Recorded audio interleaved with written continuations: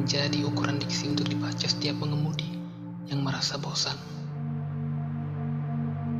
Lalu mereka tuliskan komentar tentang rupaku, pikirku, ucapanku, hidupku.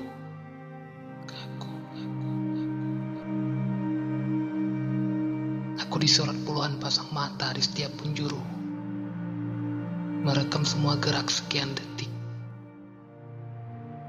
Padahal, aku adalah pemeran yang dituang pada skenario yang ditulis Tuhan.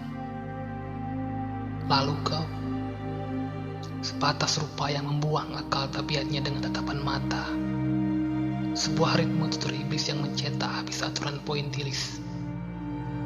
Aku dituntut pada standar ambisi berisi gaya, menjadi narapidana dan dikurung pada besi yang terbuat dari seperempat keluh kesah, sebab takut tak sempurna. Selebihnya 3/4 angka juang pada diri yang dilatih untuk terus merasa kurang. Siklusku diatur untuk bersenggama, lalu melahirkan masalah seorang.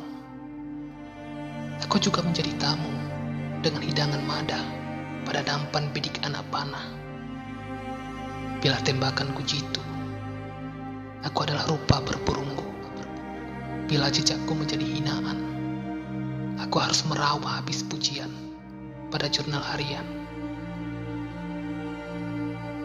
Adakah yang bisa kendalikan? Aku terlalu banyak peranan.